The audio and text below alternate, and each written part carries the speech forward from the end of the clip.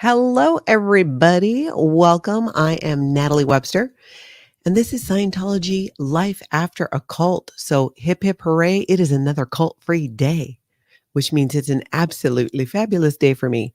Although, I got to be honest, today was weird. Today was the day of technology issues, but things seem to be just fine. Hey, Nicole, here on time today. I'm glad you caught it. It is Aloha Friday. And in Hawaii, we always celebrate it by doing something fun at the end of the week. And I thought it'd be fun to spend Aloha Friday with all of you. Hello, Kelly. Hola. How are you? There's a couple things that I thought we could talk about as well. One, mainly, this is a great time to ask me anything. If you watched my other videos during the week and you have any questions about any of them, go ahead and ask away. Whether it's Scientology, whatever you want to know. Doesn't mean I'll answer everything, but you can ask. Hey, black male. Oh, you're doing house cleaning while you're listening? That is the way to do it. That is totally the way to do it. That's one of my favorite things to do is listen to podcasts and YouTube or an audiobook while cleaning. Hey, Rachel from Phoenix. Probably nice and warm, or at least warmer than it is here. Not that Helen. I am happy to see you too. Mario, what color are my pajama pants? I'm going to guess that they're green. Hello, everyone. Hey, Don.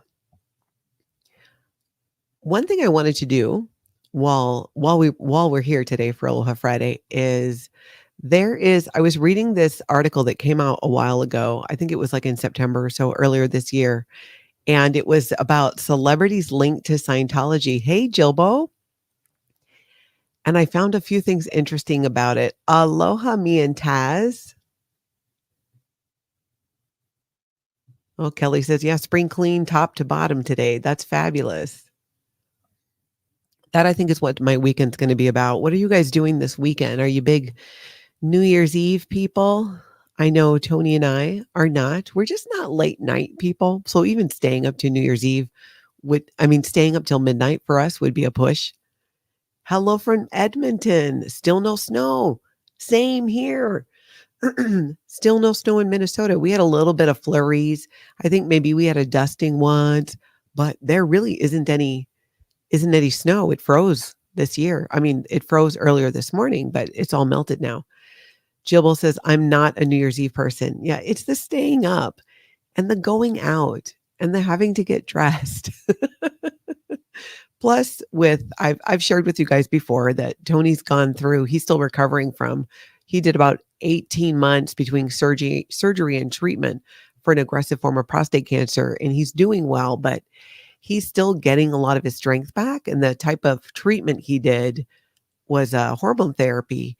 And it takes a while for all that testosterone to come back and get the energy back. So it's not uncommon for him to be asleep by the time he's like 6 or 6:30. So I think what we might do is celebrate New Year's Eve at noon. Because when you're our age, what's that saying, right? You can do 1 a.m. stuff at 1 p.m. And that's how we're going to do it. Jilbo, yes, the drunk drivers. That's the other thing too. Rachel says, I celebrate New Year's Eve at home or a friend's house. I don't want to go out in public. Too many weirdos. You know what I'm most happy about for New Year's Eve? Not having to go to the Church of Scientology's New Year's Eve event. That's really nice. Alex says, back in the 80s and 90s, so many news organizations and press came after Scientology. Yet, here we are, and they still exist. What do you think? I think, that's a good question. And I feel like if we knew the exact and correct answer to that, they would no longer be around. So there's something, I think in part there are a smaller number of people supporting Scientology, but who have a lot more money. There's a family, what's their name? I think the Dugans, they're in pharmaceuticals, which is kind of weird when you think about it because they're Scientologists and Scientology is so against pharmaceuticals, but they are. And I think they've donated over $300 million to Scientology.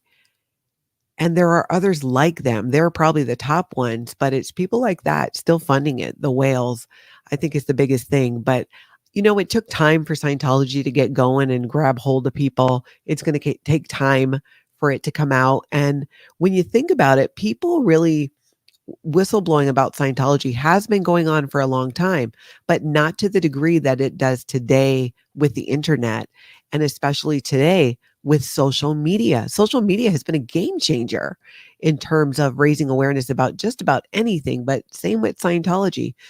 And we're really not that far into it. So I think that it's going to play a key part in Scientology folding, and I'm sure it won't completely. There might be some remnants of that group. We'll see what happens. I can't wait to see what happens when David Miscavige passes away. What happens then? Who does he hand the baton to? I'm sure that's not something that he even thinks about. Margie says, my daughter's in a female punk band and playing at a local bar. So this will be my first New Year's Eve out in many years. That'll be fun. How fun to see your daughter and on New Year's Eve. Kimmy says, I celebrate by sleeping. I love my sleep. Love it. Ciao, Mario. Kelly has a question. Do the donors get a tax write-off in the States? Yes, they do, because Scientology is a recognized religion by the IRS. So they do. It's absolutely deductible. And that is part of what fuels the huge donations from people who are Scientologists. And the more money you donate to Scientology, the better you are also treated. So there's that too. So the people who are the largest donors aren't always, don't make themselves aware of a lot of the abuses and things that have gone on in Scientology. But yes, you're right. Jane says, for people to give that amount of money, there has to be some benefit to them. What parts of Scientology would be beneficial? Well, it's a few things. I like to explain it this way. In Scientology, at the introductory levels, there are some things that are helpful, tools for improving communication, relationships. It's nothing new. L. Ron Hubbard did not create, in my opinion, the things that are helpful. In fact, most of it can be found outside of Scientology in other books, in other religions, and all be studied for free. I've learned a lot about cognitive behavioral therapy this year, and it blows my mind how it's not like Scientology, but it's way more effective, but can result in the things that Scientology claims to do. And Scientology is its own trap. But the higher you go up, the more it's a slow boil. It's a really slow boil. You start off, you get that initial, wow, that was actually a really good tool. I can use that to communicate. And then you continue on and you're told the thing that's ruining your life, the next step is what's going to handle that. And it keeps going like that, where Scientologists chase this carrot. I describe it as they're always chasing that first high and that they don't get. And so they're just chasing it, trying to find that next thing that hits them the way some of the things earlier in Scientology did, because universal truths are universal truths. It doesn't matter if it's Scientology or another religion, right? Gravity is gravity no matter where you are. And so the things that people really hold on to and benefit from in Scientology are those types of things. And because they're not allowed to read books or study other religions or really even philosophies, because it'd be competition for Scientology. So they keep Scientologists isolated like that, where you don't open your eyes and learn about other things. Hey, Bama guy. I don't know why my screen seems so small. I'm going to try something. Let's see. Love your channel, especially when you collaborate with Aaron. Me too. My question is, how do you go up a bridge? I've driven over a bridge and crossed a bridge, but never went up one. Was not say ladder. Well, you're talking about the bridge to total freedom. And on this chart that it's on, it's a bridge in the background. So you go up this bridge by doing step, step, step, step, step. But there's really nothing on the other side of the bridge. You kind of get there and you get sent back to the bottom, or to repeat and do things again, because there's nothing after a certain level, even though it was promised. but I'm with you. It's not a bridge that I would like to cross. Not again, anyways. Alex, do you have any ideas as to the amount of their revenues? Ooh, that's a good question. I don't, but I'll try and find out. I've heard different numbers. It's hard to say because you have like the different organizations all over. You'd have to have access to their overall income numbers, which are, kept pretty quiet. Individually, you might be able to figure it out. So I don't really know. I suspect that how can it not be dropping down? But here's the thing. There's income for Scientology in selling services, in selling courses and Scientology auditing. But I think where they get most of their money is the straight up donations that aren't for service to the International Association of Scientologists and to their different front groups. So they really have so much more money coming in that way. And again, most of those donations are being made by very dedicated Scientologists. So even if they're not paying money for services in Scientology, they're donating to the International Association of Scientologists, and that is a huge amount. But I've not heard of a total recently. Hey, poet.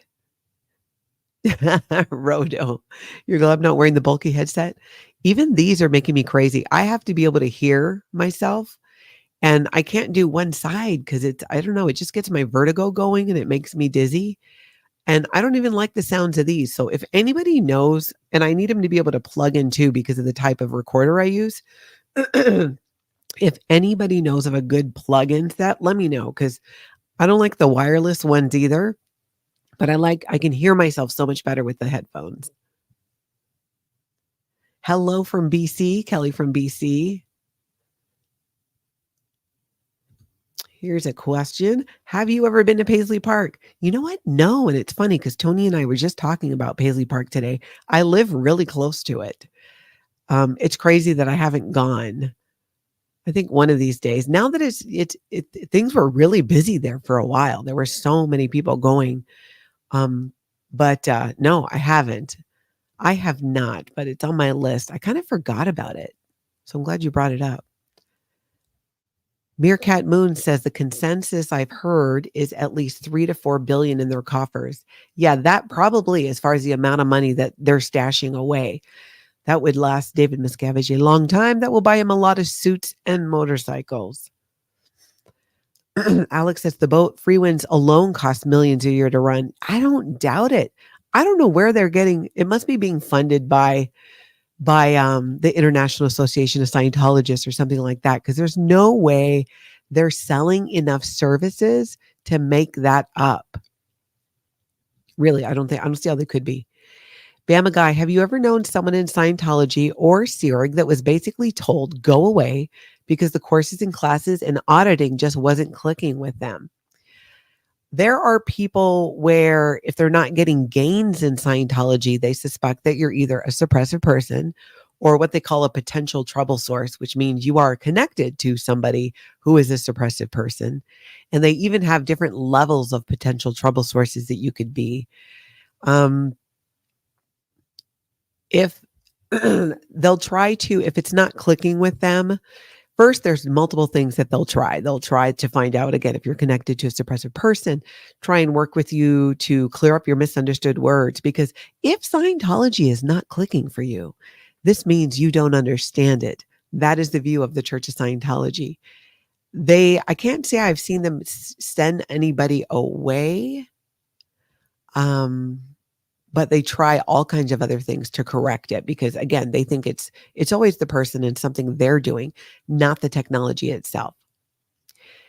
Kimmy, how long were you tuning into SPTV type content before deciding you were ready to go big with your stories? Oh, that's a great question.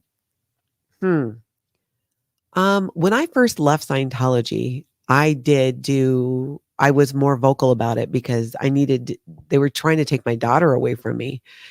And because I was going to leave quietly, but doing how they do, they create enemies. And so I did participate in something then with the Tampa Bay Times about the coerced abortion that happened in the Sea organization. And I used to work in radio and it would come up because I worked at a pop culture type station. And I talk about it there, but not so much after that. I really just kind of got going in life. And, um, but to answer your question specifically, I've been watching, on and off, probably for, I don't know, maybe like, honestly, just like the last several months. Really, I wasn't that aware of it. I found Aaron's channel. Aaron and I were friends on social media for I think a decade. But I didn't know about the channel till way later.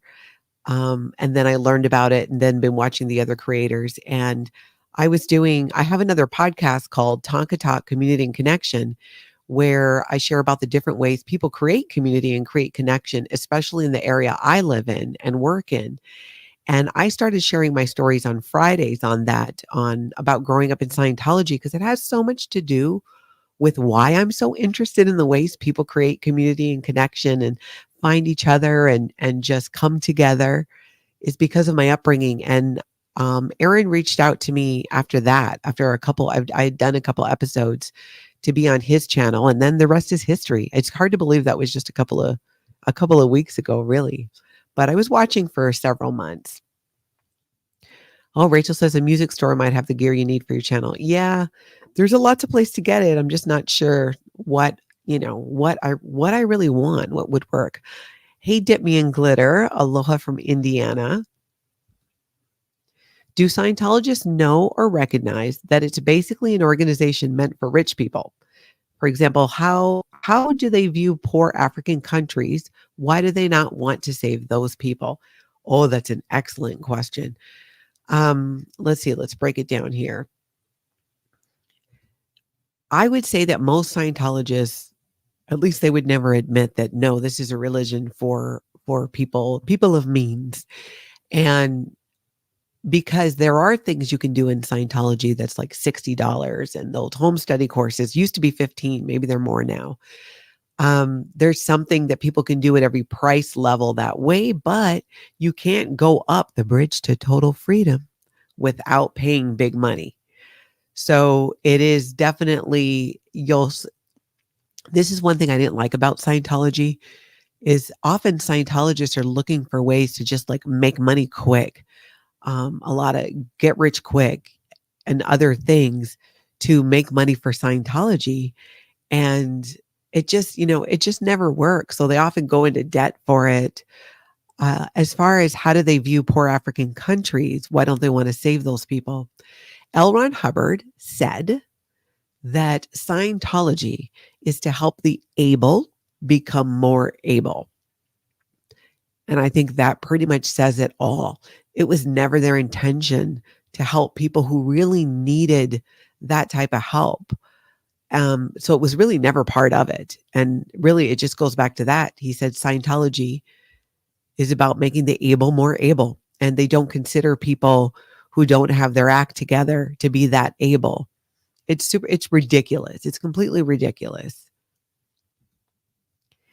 Jane, I heard that Scientology makes money from the WISE group. It's a management group that tells doctors how to grow their business. Yes, yes, they do. The WISE group, which I forget what WISE stands for, World Institute of Scientology Enterprises. Maybe I could be wrong about that, but it is a front group in the same way that the Way to Happiness Foundation is, in that the Drug Free World Foundation is. They're front groups, and WISE is a front group that recruits for Scientology because you introduce people in the medical field hugely. They seem to really go after chiropractors and dentists, but really anyone. And you introduce them to, because a lot of doctors, they're great at what they do, but really don't know the business side. So these wise people from Scientology come in and go, hey, we can help you organize your clinic. We can help you get your staff help them be better productive.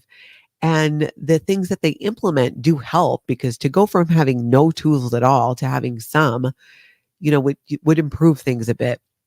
And some of the administrative things in Scientology are outright crazy, but some of them actually are effective. But again, you can find it other places for free and so much better.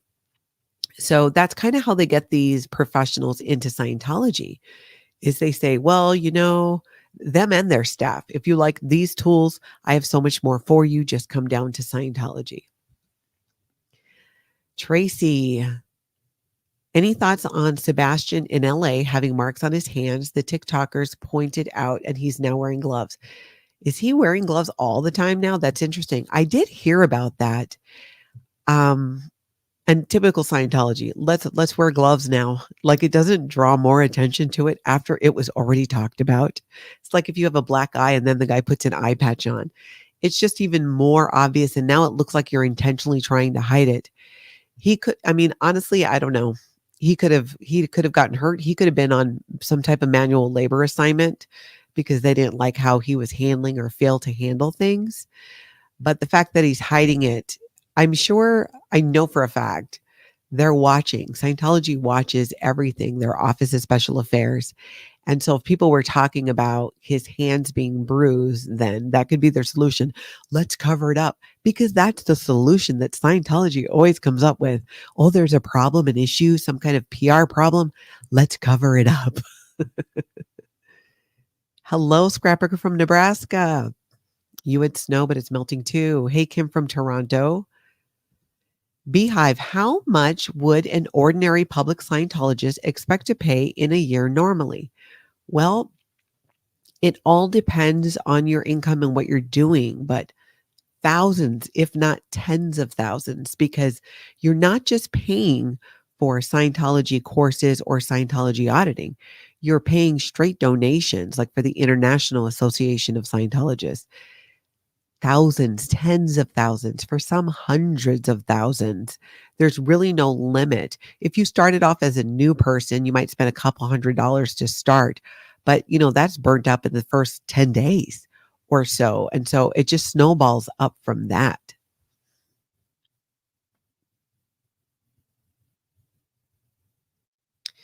Hello, everyone. If it's ask anything, how long is your hair, Natalie? I'm curious. It's probably like right about here now. It used to be, I actually cut my hair several months ago. It was like halfway down my back. It's I don't really like having it short. And part of growing up, part of my culture is having long hair. So it was really weird when I even just cut it up to my shoulders. But I don't like it in my face. And when I have it down, I don't know, like the last year or so, I just hate having my hair in my face. So I just want to pull it back and just do it like this. That's kind of like my vibe right now. It's just all about comfort, being comfortable. Ruthie, Soul Scientologist, Soul Scientology, maybe Soul Scientology. Soul Scientology was to clear the planet, but don't care about the less able or disadvantaged. Yes, yes, that is correct. There's this kind of point of view that, well, maybe next time in their next lifetime, if we do enough to expand Scientology this lifetime, in that person's next lifetime, maybe they'll have a body that's in better shape and they'll be more able to do Scientology. And basically, by saying Scientology is to help the able become more able, you are saying Scientology is pretty much for people who have some money. And definitely people who have a ton of money. But they're not, I mean, that's one thing we know. It's not like this whole, like they're there to really help everybody. They're not. It's more exclusive that way. The able, more able. Random question. Do you have any pets? Me and Taz, yes, I do. I have about 100-pound giant schnauzer named Odin. He is when I'm streaming, he's usually downstairs with Tony so that he doesn't bark, because when he barks, it shakes the house. But he's fabulous. He's a great dog. Oh, Kim. So hey, Natalie, I have a copy of History of Man. If you and Aaron want it for your future videos, I picked it up on eBay for a few bucks a year ago. It's a tough read. Yeah, it's a tough read. That is interesting. Yeah, possibly. I'll find out if Aaron found one. Or if we found it online too, because there's just some crazy stuff in there. There is. Wonder Woman, beautiful artwork on your shelf. Can you share the backstory? So that is an original by a Hawaiian artist. Her name is Verilyn. Verilyn. Oh my gosh, I always forget her name. Verilyn. I know I can go back and look, but it'll come. It'll come. Verilyn Villanueva, I'm pretty sure. She is a local artist on the Big Island, which is where I met her. And I got these other pieces that she did where she make, I don't know what the word is, not copies, but it weren't, she took original pieces that she did and had them printed on material. And then they were framed and they're stunning. And there are all these different types of Polynesian women in different shapes and sizes. And she makes them all faceless because her series is called Reflections and she wants every woman to be able to see themselves in the different paintings. I absolutely love her, and every time I go back to the Big Island, I look for her. You can find her at the Waimea Farmers Market if you do go, and it's absolutely worth a trip to go to that farmers market. Dip Me in Glitter, did you keep any of your books and stuff from Scientology? I did not. I didn't. Now, my ex-husband might, you know what? I should find out from him. I will call him. Uh, yeah, because we must have, I don't remember getting rid of all of it. I got it out of at least where we could see it, but I need to find out. I'm going to find out from him if he still has it. I don't. I mean, we split over, I think it's been like 11 years, but I'm going to ask him. I'm going to find out. Did Scientologists occasionally write up knowledge reports on each other that were total fabrications just to get the person in trouble if they didn't like them or were mad at them? I would say yes, in a way of the person writing it probably didn't believe it was a fabrication. So I guess knowing it was a fabrication, probably not as likely because you're often being interrogated and with security checks on the e-meter. So Scientologists are really worried about just things coming up and getting found out. They're so worried about getting in trouble that it makes them, it's like a kid, right? If you're worried, if you get in trouble all the time and you're like, I just don't want to be in trouble anymore, you're really going to kind of like dot your I's, cross your T's kind of thing. But they definitely are not immune to human nature when you don't like somebody or you're gunning for their job to create some kind of drama and problem. I've had multiple reports written on me with grains of truth in them, but completely exaggerated or taking out of context what I said or what I did. And that definitely happens. And that happens a lot. Dogs Rule William thinks he can see an ankle monitor. No way. Ooh, that's interesting. You know, I wonder is Sebastian, is he a Sea Organization member or is he a staff member at like the Los Angeles organization and they use the test center? I forget about that. I don't know if they're all Sea Organization members or if they're on staff at the Los Angeles organization and they use that test center space. Because, yeah, what would he have an ankle monitor for? And a bruised hand. DUI? I don't know. Maybe he punched a wall. It really, the plot thickens. But I also feel like if he did really have an ankle bracelet, they wouldn't be having him where they have him. They'd have him hid away somewhere. But then again, this is Scientology and they're doing the dumbest thing. So I would not put it past them to allow somebody out in public like that with an ankle bracelet. Maybe it could be, or ankle monitor, I should say. All right. I'm a never in and found you through Aaron. I really like your videos and your streams with Aaron. Do you have any opinion on Scientology audits? William Good. Yes. For one, thank you for being here. And everybody, please subscribe to the channel if you have not already. And if you like this video, please like it as well. But definitely subscribe if you haven't. I think many of you have not. I would absolutely appreciate that. I think I like what William's doing. For me, when it comes to somebody like screaming directly in somebody's face, I don't like that, but that's me. That's because for me, that's kind of triggering to being screamed at from being in the Sea Organization and witnessing it with others and just some of the other stuff that went on. But as far as, yelling that it's a cult and all that, it's keeping people out of there. And it's a predatory behavior what Scientology is doing. And they do it under false pretenses, telling people that, "Oh, it works for Lady Gaga." No, it they're just things that just are not true. So, it's easier to keep people out of Scientology than it is to get them out of Scientology once they're in. I appreciate what he's doing and other people like him and that they're doing that. People get into Scientology for many different reasons and in different ways. And I think it's going to take multiple reasons and ways to get them out. So, different ways of raising awareness. They're not all the same, but it doesn't mean that they don't all work or go hand in hand with working together. In marketing, they say you got to see something 7 times or so before you make a purchase. We might hear somebody saying, "Oh, Scientology is a cult," and then they hear more about it somewhere else and they put the pieces together. Or they have a family member that's in Scientology and they hear this. So I'm all for I like what he's doing. It just makes me uncomfortable if anybody is like screaming right in somebody's face. But like I said, I like what he's doing. And I do watch. I do watch. I find it very interesting. Pug face music. Personally, it looks like they are building a case against William for restraining orders. How far will they go to stop William? He must be SP number one in LA. They will go far. And this will be interesting too, right? How this relates to the First Amendment. Um, if they can get a restraining order. It's possible. I don't know what the laws and the rules are in California. I know in Minnesota, you can get a restraining order or there's something right before a restraining order. Is it order of protection? No.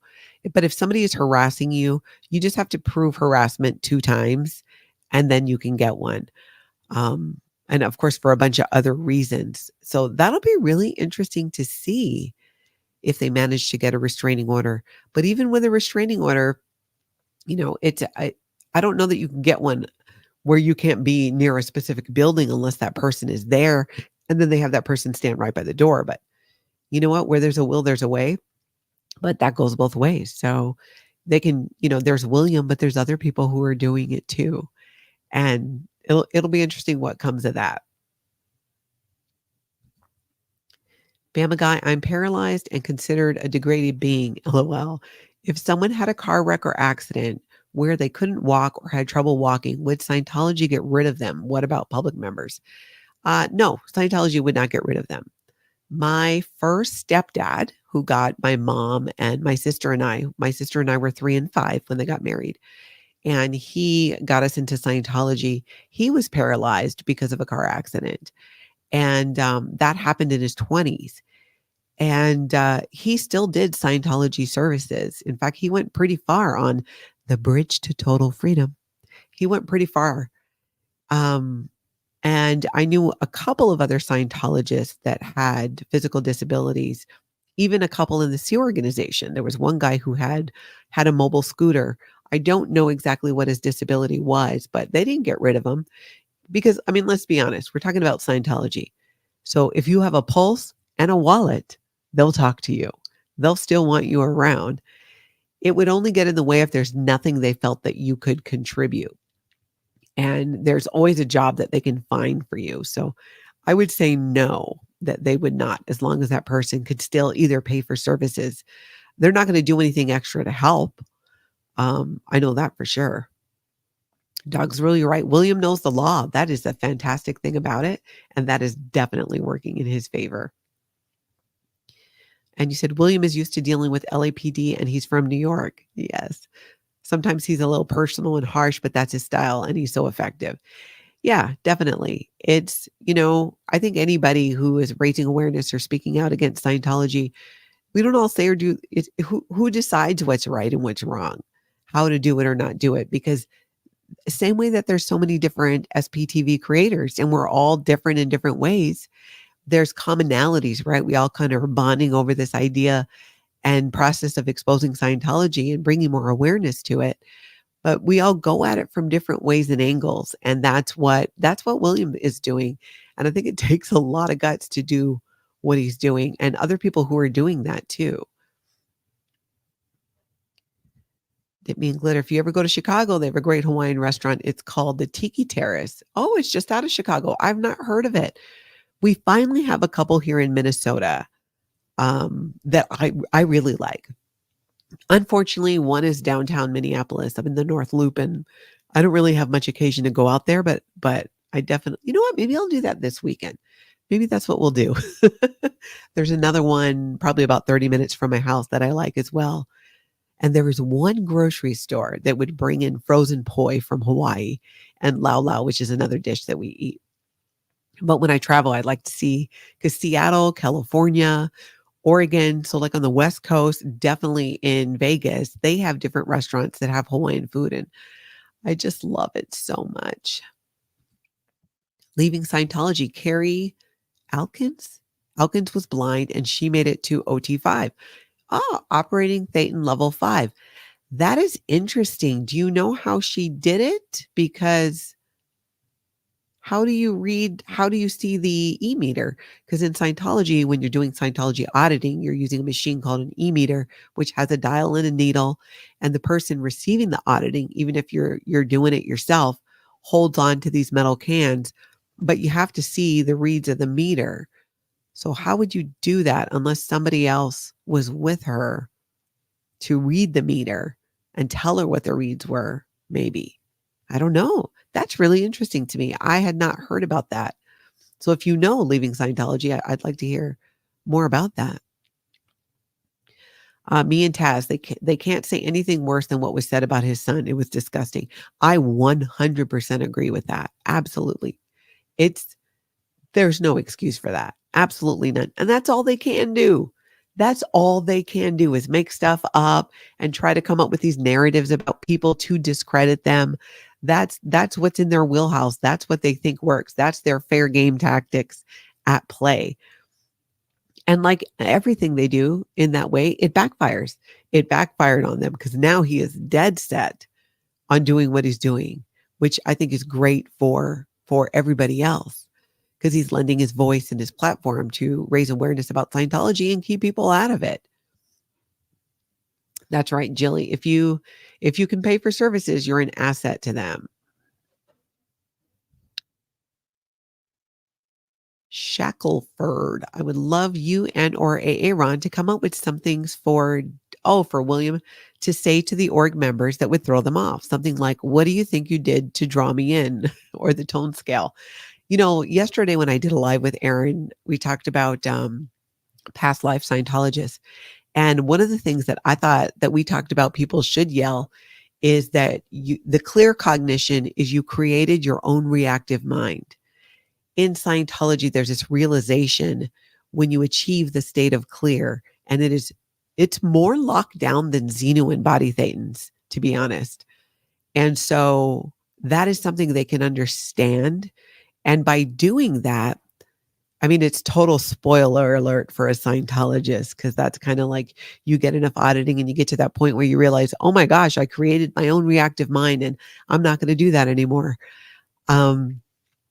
That would throw them, because they know they may or may not have familiarity with it. There isn't even such thing as a clear cognition, and a cognition in Scientology is a realization about something. So they may or may not ever know. I think that that's one of them.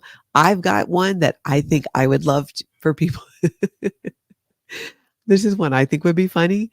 If people, when they were getting off the bus and stuff, said, "Hip, hip, hooray, it's a cult-free day." Because hip, hip, hooray, they have to do that all the time at Scientology events for L. Ron Hubbard and for David Miscavige. It's constant nonstop clapping, standing ovations, and this hip, hip, hooray, which is in my intro because I think it's so cringe that happened in Scientology. And I just want to take it back. So what if they did that? Hip, hip, hooray, it's a cult-free day. Or hip, hip, hooray, cult-free day, something like that. I think that would throw them, because that hip, hip, hooray is they hear that all the time. So maybe it's like an attention getter. I don't know. I think it would be funny. I think it really would.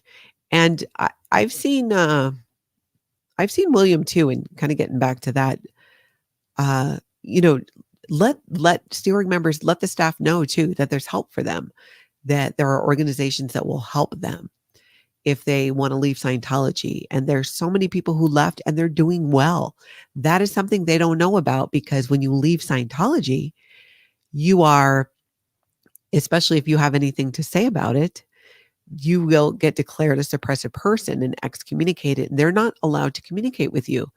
So they're going to have to unfriend you on social media or block you on social media. And so they don't see what you're doing or that you're doing great unless they're under the radar and looking and checking it out. And then they're going to get in trouble for that. They definitely would get in trouble for that. Jilly, do you have any special plans for New Year's? Any New Year's resolutions? I don't have any special plans beyond, I think we want to have a really nice dinner, but at home. We're pretty much homebodies. I'm gone a lot for work. And we enjoy our downtime and just spending time together and the quiet and solitude and catching up on my shows and listening to music or hanging out, in the backyard, doing a bonfire, stuff like that. We're not really late night people and we go to bed pretty early. I mentioned earlier, Tony's still recovering from his cancer treatment and doing well, but he still gets a lot of fatigue. So, in fact, we went to my sister's house for Christmas Eve and he didn't sleep well the night before and he didn't get a nap in that day. And he couldn't stay awake. He slept in the car the whole time. I tried to get him to come in and use the guest room and sleep, but he didn't want to. So I brought him a blanket and it was a warm night. It was 50 here on Christmas Day. And he slept the whole time, missed the whole thing, but at least he slept and he was fairly comfortable. So we don't have any big plans that way. I'm going to get caught up on some stuff around the house, super fun stuff. I'll definitely do some videos.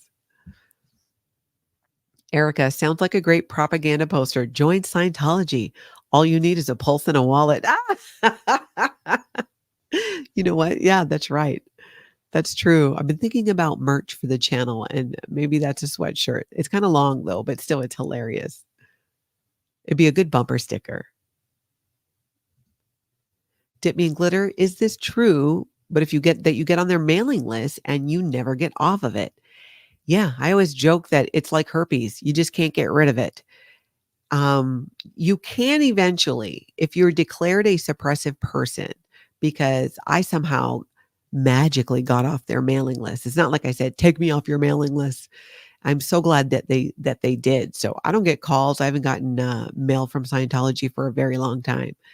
So you got to kind of get yourself to be a declared suppressive person. But even that doesn't always stop them because Aaron shared recently a audio recording of Scientologists in, was it Tampa? I think in Tampa, trying to get a declared suppressive person to come to their New Year's event. It was absolutely hilarious what they said, but yet it's really hard to get off the mailing list. Almost impossible unless you're a declared suppressive person. Rachel, I went to the Big Island in 2003. Absolutely beautiful. And the food was amazing. Yes, I agree with you completely. Dogs rule. I don't like the personal attacks, but I can be oversensitive about stuff. I hear you. And it depends on the day for me. If I'm kind of in a pissed off mood, then the more yelling, the better. But my homeostasis, I try to stay a bit more chill just for my own mental health and physical well-being, not get myself all worked up in that kind of like, because what does it really do? Nothing. So I hear you on that. But most of what he's doing, I like it. I'm like all about it. Oh, okay. Leaving Scientology. So we're talking about the woman who was blind. I was her supervisor there on the St. Hill Special Briefing course, and I asked her the same thing. She said she had a Class 9 auditor on OT3. Okay, so that basically means the St. Hill Special Briefing course is one of the most extensive training programs you can do in Scientology. And a Class 9 auditor is a level 9 auditor on the bridge to total freedom. It goes up for training. It goes up to Class 12. So a Class 9 auditor is up there. After Class 6, you have to be a C organization member to train any further than that. So that's really interesting how she did that. Oh, Sandy, I'm glad that you popped in. Australia's biggest disseminating family, 5 generation, is originally Hawaiian. The Seberanos. Oh, I didn't know that they were originally Hawaiian. Have you ever had any experience with any of them? Right? There's Kate Seberano and I forget the other ones. Wasn't she a singer or something too? No, I've not had any experiences of note with them that I recall. Um, Now that I'm thinking about it, maybe at some point I might remember, but nothing off the top of my head. I didn't know that though. I didn't know they were from Hawaii. Leaving Scientology, class 9 auditing, 5,000 for 12 hours. I think it's even more than that. Or maybe. But that is so interesting. Yeah, William is definitely on a mission. Absolutely. Um, and more people like him that are doing that too. And that's the thing. They just should not have gone at him the way they did. But that's what they do. Shoot themselves in the foot. I've never seen a person or organization do it so many times over and over and over again. And they're not, here's the thing with Scientology, they'll come at you with one, just point blank making things up or things that they think are true about you that will intimidate you. They're big on the name calling or just being bullying, basically, is all it is. They try to bully you because they think that that will work. And it it just doesn't, and it makes them look even worse than they are, especially today, in this day and age where so many people are anti-bullying and are so much more of the vibe of live and let live. Don't be hating on people for just this or that. And they don't get that. They're still stuck in the 1950s with a lot of what they believe and how they think that people should live their lives. I'm new to your channel. How long have you been out of Scientology? January 1st will be I think my 13th anniversary of having officially left Scientology. I spent 2 years on the internet pretending to be a good Scientologist because I needed time to get my family out. I left with 3 generations of my family. And most of that time was spent coming up with a plan to get my daughter out because she was in Florida training to be a staff member for the church here in the Twin Cities where I live. So yeah, it's been about that long. I think, yeah, 13 years. It'll be 13 years in January. I've not talked about it for a long time. That is for sure. I feel like I've needed almost that time to just put more space between me and it and do a lot more work on myself. And now going back and talking about it and sharing about it is such a mind blowing experience because the more I talk about it, the more I feel even more freed from it. And the more I can look at it the way that all of you can see it, especially people who've never been in Scientology, it helps me put words to things that I could only describe in Scientology terms before.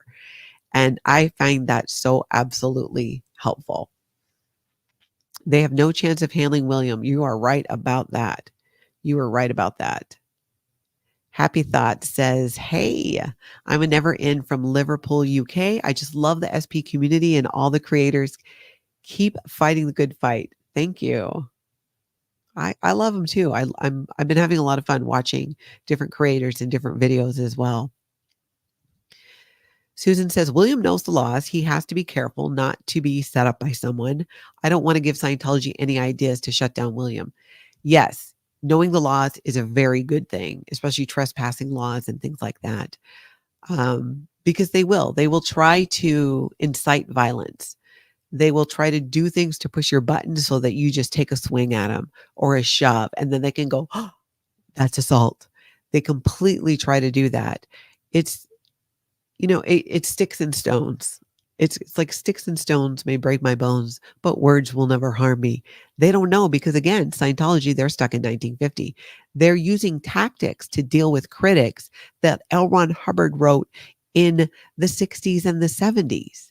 They don't apply today. Honestly, they didn't really apply back then, but they still operate in ways that it's like they forget there's this thing called the internet and live streaming and recording and everybody has a camera on their phone.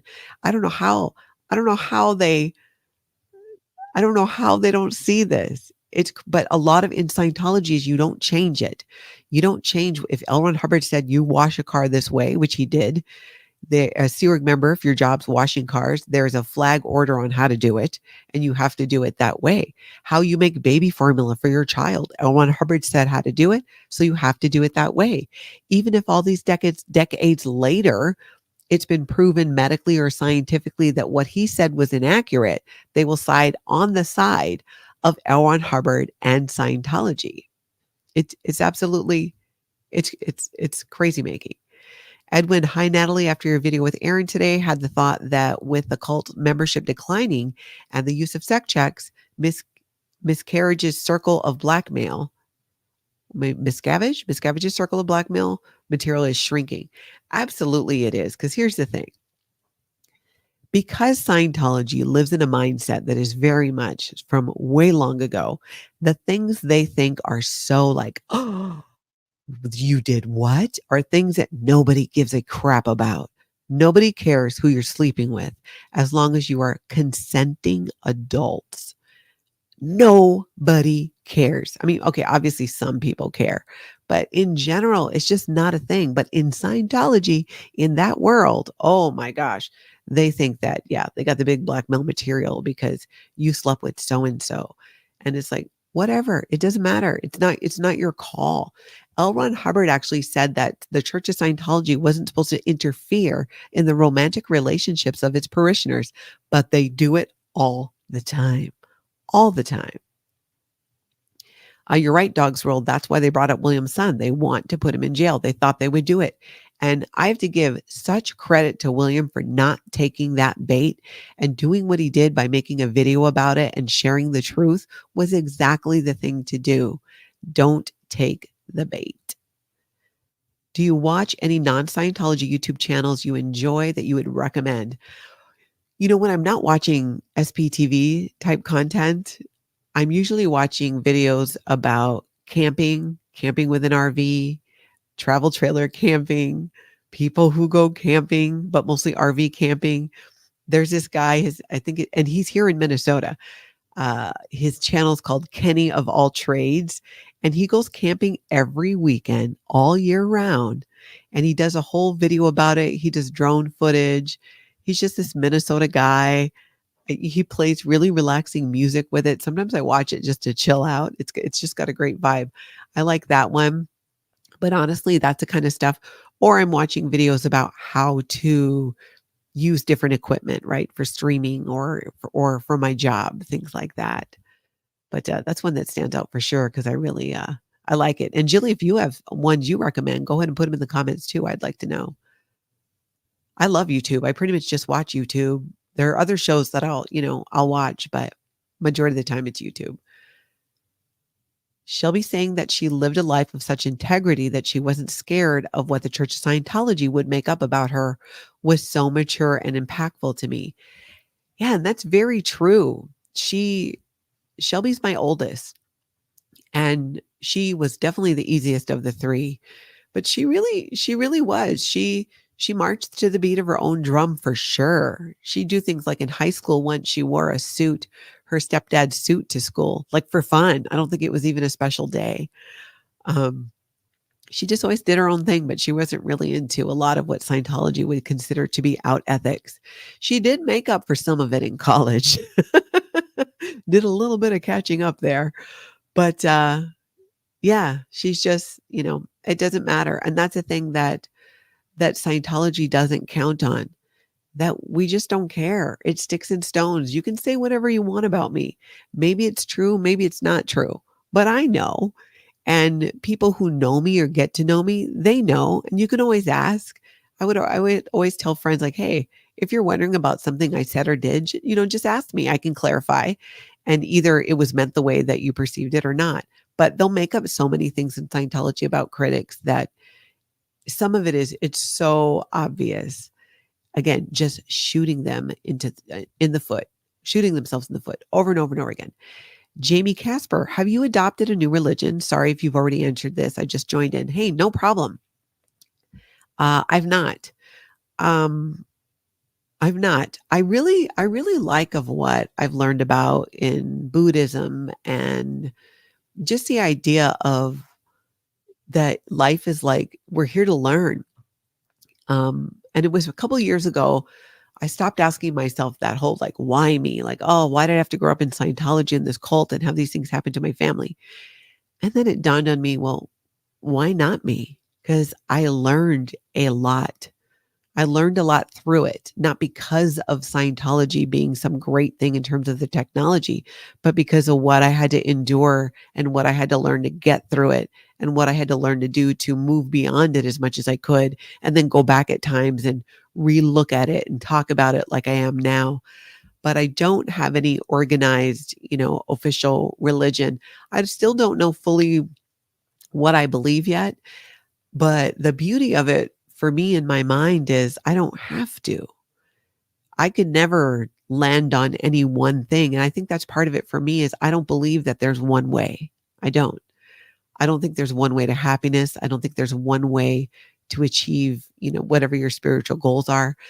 There's so many different people, different parts of the world and different beliefs that how could it be just one? If it was just one, why are we all so different? It's, that's what I think about it. I don't.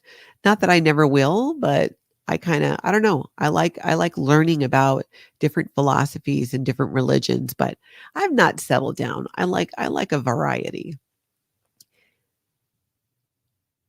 Happy Thought said Scientology audit guy is awesome. He seems to be having a huge impact in LA. I would agree. Hey, Punch Buggy, never in from South Dakota. Love that you're speaking out. Thank you so much. We are practically neighbors. I got to get to South Dakota again. You said they are stuck in the 50s. One of the young women said people don't read books. Yeah, in Scientology, well, see, it depends again. If you are a C organization member, no, you're reading L. Ron Hubbard science fiction books or Scientology books themselves, especially now. If you are a staff member, so you work for a smaller Scientology organization, but you just have a 2.5 year or a 5 year contract, yeah, you can read books in your free time, but it's all frowned upon because if you have free time to read books, they should be Scientology books. So you don't hear a lot of book clubs being created amongst Scientologists because they would only be reading Scientology books.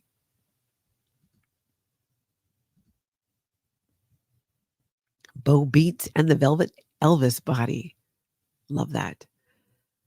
Did your sister remember who choked her so creepily that day so many years ago? Can't stop thinking about how disturbing it was, as no anger, no words, and the sigh gives me shivers. I agree. If you haven't watched that latest video with my sister, go ahead and watch it. She shared how a guy who worked for the Office of Special Affairs came up behind her. They were in this room where people were and they left to go to dinner and she had stayed behind to finish something. And he started strangling her from behind. And she was turning red. She could feel herself getting lightheaded. And then he stopped and just let out this really creepy sigh. I have not figured out who it is. She did find the picture of the guy. But no, we're still working on figuring out who he is because I would really like to know. But I will definitely let you know what I find out. Alexis, I'm late to the party. How did the fine residents of the fine Lake Minnetonka area react when they find out about your Scientology pass? Do you find that people from different suburbs react different? That's a good question. No, I don't think people from different suburbs have really reacted differently, at least not to my face. I've been fortunate to get emails and people reaching out who do live in the area where I am, who don't know about my Scientology past. I mean, how would they, unless you listen to my show when I was doing radio, which was like 7 years ago at this point, where I did talk about it, you wouldn't know. If like I don't know how they would know, but it's the most people are curious. I've known a lot of ex-Scientologists and ex-Sea Org members who hesitate to bring it up because they're embarrassed. And I totally get that too. Um, I do get embarrassed about some things, not a lot, but my time in Scientology is not one of them. I find it fascinating to share with people because their reaction to it, their questions, their curiosity helps me process it because it's been so ingrained in me, right? I grew up with it in my adult life and then I left and I've shedded a lot of that cult culture. But when I hear somebody talking about it from a different point of view, I can look at it from that angle and go, oh, wow, I didn't think about it like that. I can see. And it really solidifies even more what a cult it was. But Alexis, I think you kind of know what you're saying. But yeah, I haven't noticed that. We'll see, right, as time goes on. Also, I've noticed as a transplant, you've picked up our yeah, no, yeah. And every now and again, I hear a faint Svenanoli twang. Yes, I know. My family back in Hawaii has said that too. Like, you sound like a Minnesotan. You just can't help it. I mean, I've lived here for 30 years now. That's longer than my time growing up in Hawaii. Minnesota's been my home now much longer. And I agree. I agree. I picked it up and I hear it too sometimes. It really cracks me up. Oh, Dip Me in Glitter. Creativity RV is a good one to follow on YouTube. Yes, I follow him too. I get a lot of help with him, from his videos. Definitely. Me and Taz, I love my pop-up camper. Oh yeah, me too. Is yeah, no, yeah, a northern thing? I think it might be. Yeah. No, yeah. Maybe. It's been so long.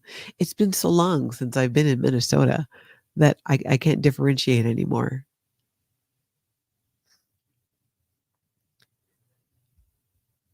All right. Bo Beats and the Velvet Elvis Body Thetans. Have you ever been to British Columbia? I was born and raised there and have camped all my life up and down the coast to Alaska. It's incredibly beautiful country. Oh, and you're in Winnipeg now. I have, but not camping. I've been to Canada 3 times and 2 times was for Scientology. So I was just going straight from where I was staying to the Scientology church there. And the third time was when I went to the Niagara Falls side of Niagara Falls. I always found it to be beautiful. I remember thinking like it's so clean on the roadways, or back then, anyways. This was a long time ago, and I've not been since. Yes. Leaving Scientology, is your hair long? It's about here now. I think it's a little bit past my shoulders, or just, yeah, I'm letting it grow out again. It's usually long, but these days I can't stand my hair in my face. I just can't. And I am a woman of a certain age, and sometimes we get hot flashes. And this I have found is the most comfortable hair for them. Although they're not too much now, but I just don't like my hair in my face. And when I have it down, I don't know, I haven't really settled on a look yet. I need some inspiration for my hair. So if you guys got ideas, let me know. Lindsay Lou. Do declared people often try to contact disconnected family members? I feel like I'd sit on their doorstep just so they'd have to see me. I would say so, yes. Um, I have at least one very good friend who I would consider family who was forced to cut ties with me or lose connection with this person's child who's in the Sea organization. And I've reached out a couple times over the years, just hey, here's what's happening with me, because I really much believe in how somebody else chooses to show up or behave shouldn't dictate how I choose to show up and behave. If I care for them and I have love for them, then I still want to show up with love, whether they're going to receive it or not, right? I wouldn't give up on any loved ones in Scientology. Send them cards. I encourage, my daughters, their uncle, um, has like disconnected, at least from my oldest daughter, 2, 3 times. He would reconnect again. She'd be so excited and then, cut her off again. Um, and she's pretty kind of written him off, but I think that they do sometimes. And I'm for that because I don't practice disconnection. That's something that Scientology does and Scientologists do. I wouldn't take it as far as like, like I wouldn't repeatedly show up at their doorstep kind of thing, because then they'd probably get a restraining order. But if I felt moved to send that person a card or a letter, let them know I was thinking about them on a birthday, I would. I would totally do that. Happy Friday from Illinois. Thank you so much, Super Pop. Watching Will, I noticed the message in the Church of Scientology window, all are welcome. That's a bunch of crap. However, if people walked inside on their own, they were quickly turned away. How do they justify their actions versus words? Well, that is the $1,000,000 question, my friend. And mainly how they justify it is L. Ron Hubbard said that Scientology is to help the able become more able. So if you're somebody, a homeless person, they wouldn't let in there because you're not able. They're not there to help you. That's not what they're there for.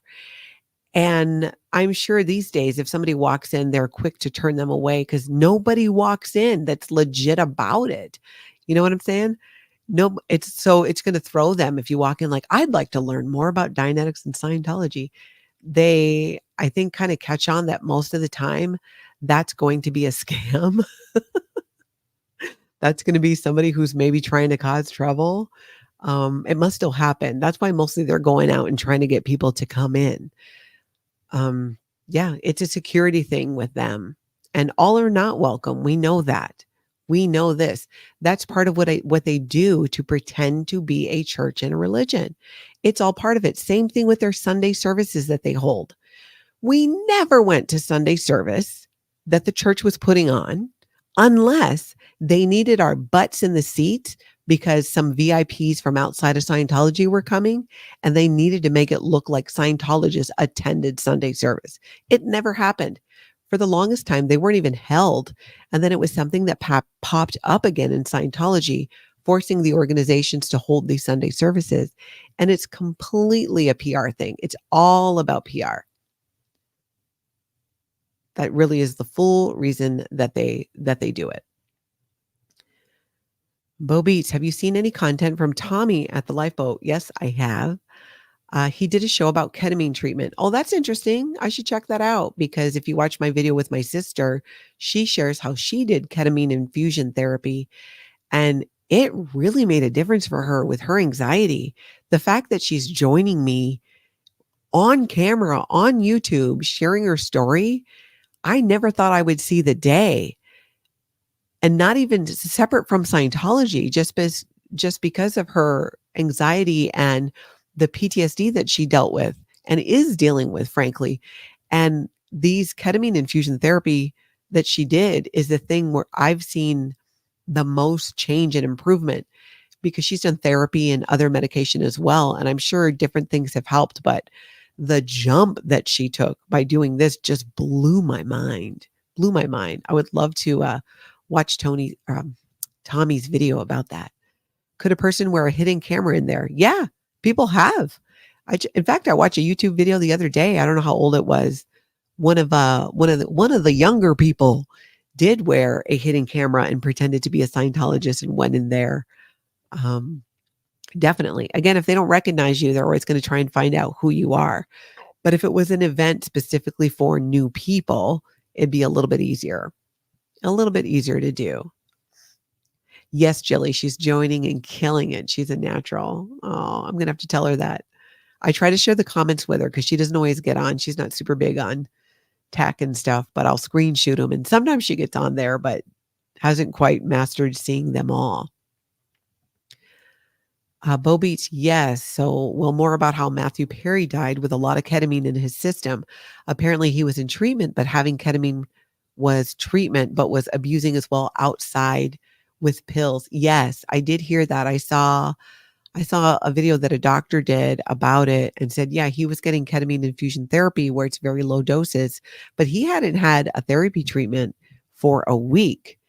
And instead was taking ketamine on top of that and I think there were other medications too in his system. Leaving Scientology, bodies in the shop to take money from. Yeah, absolutely. That's what they call them in Scientology, bodies in the shop. People there for Scientology services. Carrie says, Carrie or Kari, I live in Ohio and drove to the Florence, Kentucky org, and there was literally no cars in the parking lot, no lights on, no people craziness. Yeah, that's pretty much how most of them are. They're just not, they're these empty buildings. And they've gotten Scientologists to pay for millions and millions and millions in real estate. Yet nobody's there. They did the whole, if we build it, they will come. That's what Scientologists were promised. And it was and still is a focus. So not only do you have to pay for Scientology courses and Scientology auditing, but you have to donate to the International Association of Scientologists and other front groups for Scientology. And on top of that, you have to donate for the ideal organizations, these buildings that they were buying and renovating all over the place. Shackelford, have you seen Reckless Ben infiltrating Scientology? The final episode they projected sucks under all the Scientology buildings in LA. Sucks under all. I'm not totally understanding that, but I saw, you know what? I need to watch them. I just realized I did kind of like mark it to watch later and I forgot about it. I need to watch that. So I haven't yet, but I will, and then we can talk about it. Bob, Buddhism was my step off from Scientology. Ironically, it was from an LRH lecture. LRH does talk about Buddhism and Eastern religions in different on different lectures that he has done. I've heard that as well. Yeah, I like the whole. I don't know a super ton about Buddhism, but my understanding of it and what I have learned, I like that concept of, you gotta learn from things. And if the same situation continues to happen to you over and over and over again, then you haven't learned what you're supposed to learn from it. And when you do, you will no longer have to experience that. That is something that I've actually found to be true for me. I feel like that makes a lot of sense to me. Leo says, I recorded a video outside the Miami org and I saw the truck with a sign on it against psychology. Oh, the Citizens Commission on Human Rights. That's another front group. The Citizens Commission on Human Rights. That one is a piece of work because they talk all about these human rights, this Declaration of Human Rights that came out years ago, maybe in the 60s, I forget, not from Scientology. And I forget the organization that actually came up with it. But Scientology took it and use it as if they're raising awareness on these human rights, which is really, really crazy, being that they are a human trafficking cult. And interesting story, my daughter Shelby, when I got her out of Florida, kidnapped her, if you ask Scientology. And when I was working with her to kind of just shed some of the brainwashing, because she struggled it for a while. She thought I was ruining her life and ruining Christmas, but she came around. And one of the biggest things that helped her come around was I read some of the Declaration of Human Rights, of what they were. And I told her, I want you to keep in mind the sleep deprivation, the food deprivation, the slave labor, things you were used to do for work that you were never paid for. And I read some of this Declaration of Human Rights, and something just came together for her. And she realized, wait a minute, oh my gosh, you're right. What they are doing are complete human rights violations. And she put it together after that. Yorkshire Lass. Hey, Natalie, have any under the radar Scientologists reached out to you since you've started your channel? By the way, Yulana and Shelby are amazing women. Thank you very much. I'm very proud of my sister and my daughter, and that they're willing to do this. It's a lot of fun. It's fun for us because it's not something we've all sat around and talked about. And I think it's more fun and interesting to do with all of you. Yes, I have talked to under the radar Scientologists. Definitely. Even before the channel. Bo Beats. It's cool how your sis started treatment around the same time as you started your channel. Yeah, isn't that crazy? We didn't even talk about it. It was the same week. Are you feeling any anxiety or nightmares with drumming up old wounds or habits? P.S. You're killing it. Thank you so much. Not in the moment. After my first 2 lives with Aaron, the first 2 videos that we did, it wasn't that night. It was the next day.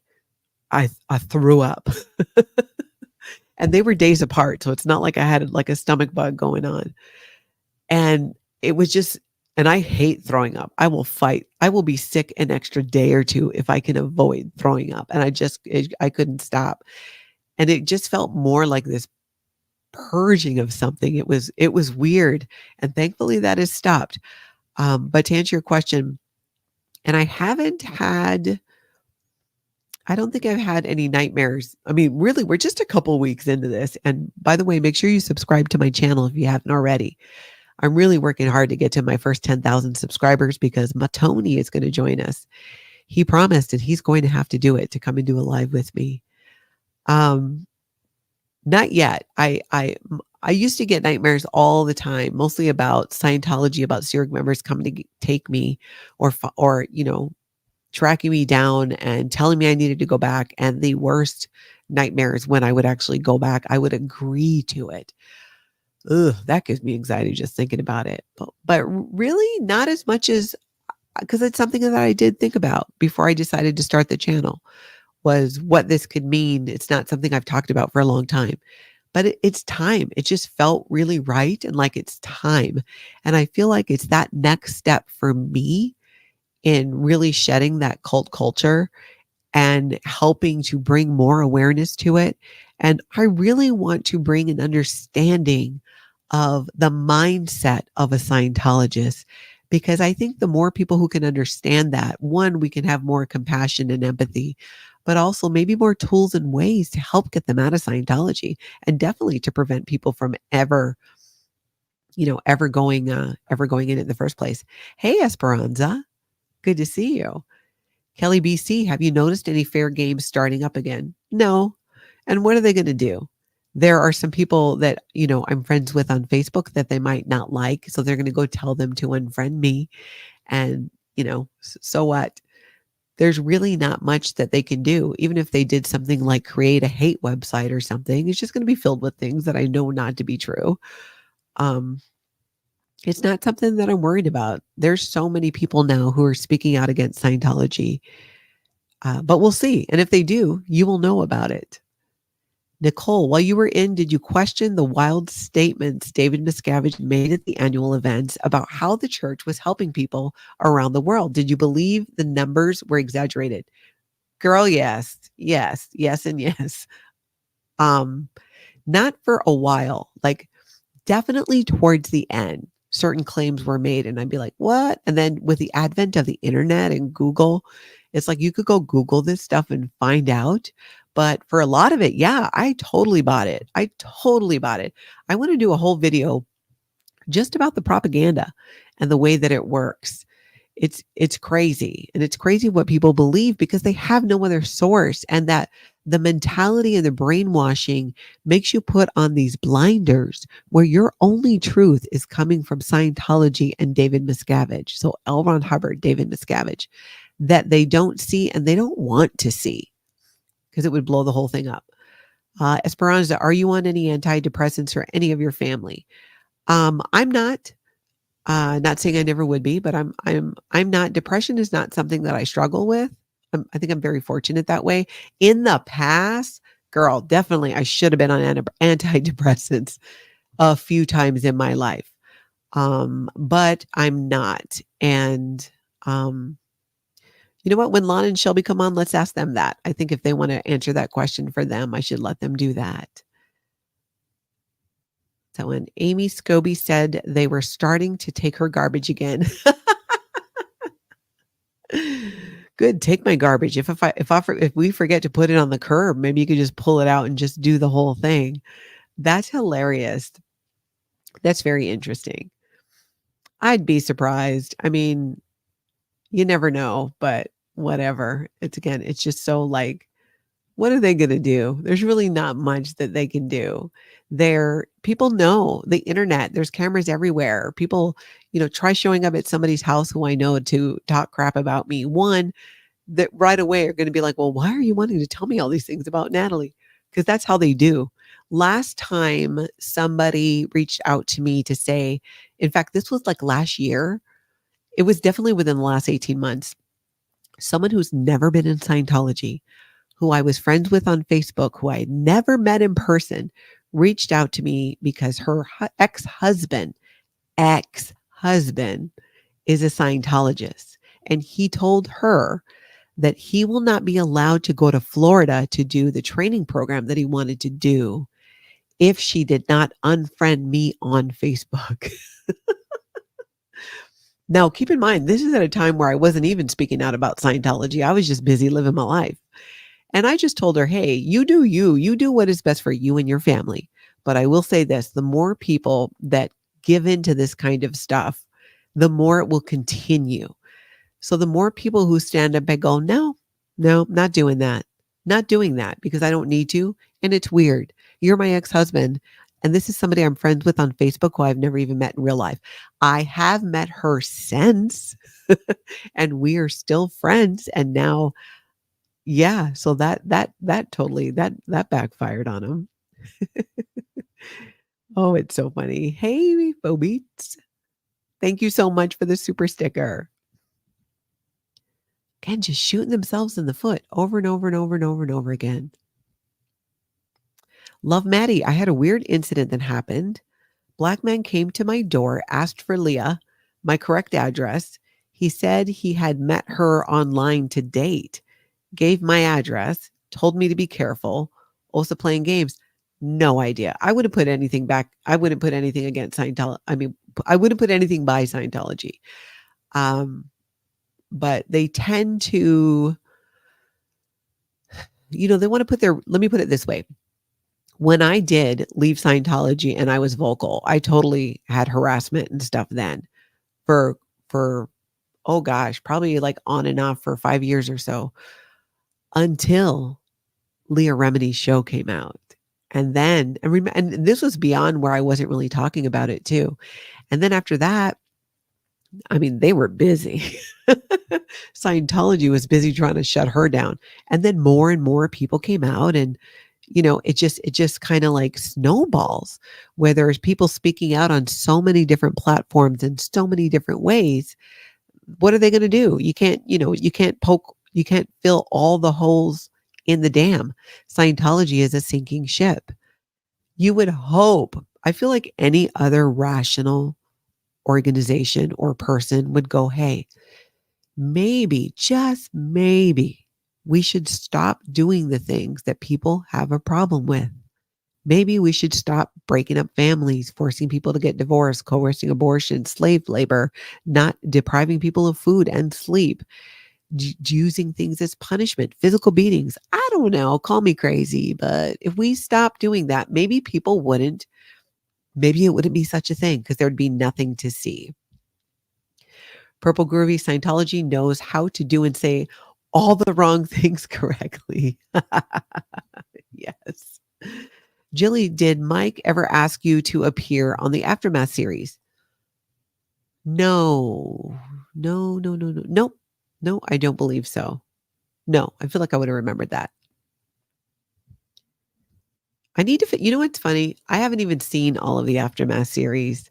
When it first came out, I started watching it and it was really hard for me to watch. So whenever it came out is when I started watching it. And it was just too difficult then. It was really hard because some of these people were people that I knew. And it's easier for me to share my pain, my experience, things that happened to me than it is for me, I think, to share someone else's. I do. I'm sharing my sisters, my daughters, and other people as well. But it's harder. It's almost like I feel it more than mine. Mine at times. I mean, you guys have seen me cry how many times? But I need to go back and I need to finish it. You know what? I need to even watch Aaron's episode, if nothing else. But I do need to do that. And sometimes when it depends on what's going on, right? I stay fairly busy. And during my downtime that tends to be time that I just really want to just be in a more pleasant state of mind. And that will put me in not a pleasant state of mind. But it needs to be done. I am going to watch them. This would be a good weekend for it because I can finally find some balance there too, with some downtime, enjoying myself, and then getting caught up on Scientology Aftermath. Kazri, good to see you here and that you're catching up. Kelly BC says, oh, Natalie, you have to go back and watch it. So many stories of the current SPTV speaker outers. Yes, that's true. That's absolutely true. I think most of them were on Scientology Aftermath. Hi, I'm Philip. Reese, Sterling, and Aaron sent me. Hey, Philip. And I'm so glad that you're here. Everyone, if you have not subscribed, please hit the subscribe button. And if you like the video, go ahead and like it as well. Truly appreciate it. Esperanza, it's like forgiving. I find it easier to forgive others than to forgive myself. Yes, that's exactly it. And that is so, so true. That I think is why I don't. One of the big things that helped me, I think, with having a lot of anxiety about my time in Scientology and talking about it is I did forgive myself because I beat myself up for a long time. Why didn't I leave sooner? Why didn't I leave the second they tried to force me to get an abortion? Why didn't I leave the second they weren't going to let my daughter leave Los Angeles? I mean, there's so many of those. And I have not fully forgiven myself for some things, but I'm working on it. And I know that that is a key. That is the key for me to kind of take things to that next level of, being further away from all of that mess. But you're right. It's easier to forgive other people than to forgive ourselves. Squirrelentology. I love that. How did you get out of Scientology? How? Well, it took me 2 years of planning because I wanted my family to leave with me, and we were 3 generations deep. And I wanted to just leave and walk away and just, be done with it. But because they are who they are, they tried to get my daughter to move out so she could stay in Scientology. They just got really nasty. And so I just, I got nasty back. I know what their rules are. I used their own rules and policies against them. So whatever came at me, I was just like a mirror. Boop, right back to you. Volley it over. Go ahead, because I'm going to spike it right back because you raised me and you seem to forget that. Hard to shut me down. So I left when I was a parishioner, everyday public person in Scientology. I did it gradiently. I left the Sea organization. And then, I was working in Seattle at a Church of Scientology. I left there. And then ultimately Scientology. I don't know if that answers your question. It was a process for me.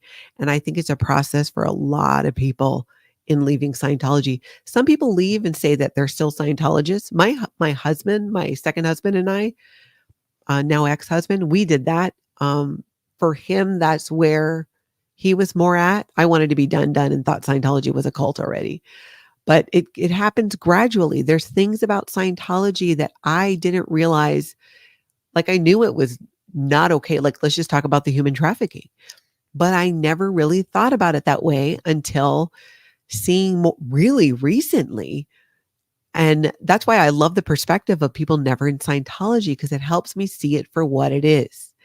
I can in many ways, but some things, because it was so normal for us to experience, and other people hear what happened and they're like, oh my gosh, that's crazy. That's so bad. And I'm like, oh, and I have to re-look at it today and go, yeah, that is bad. That was bad. And I'm doing that with more and more of it. So thank you. And thank you, Philip, for subscribing. Thank you for just what you guys share just blows my mind. You're so just have such a great view on it combined with what I know.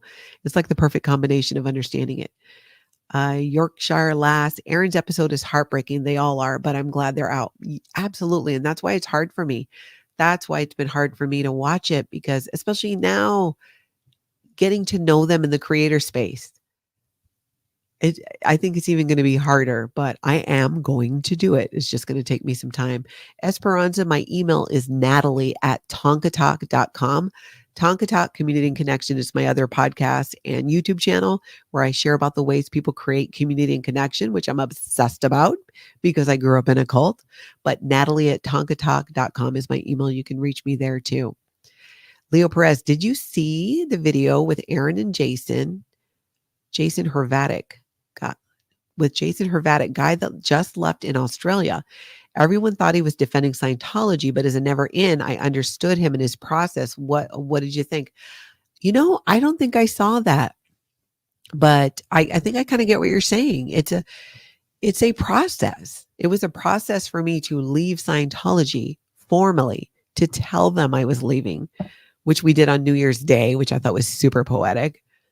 Um, but it is a process. Then it's realizing that it's a cult and what kind of cult it really was. And then it's realizing that a lot of the things that happened to you were not okay.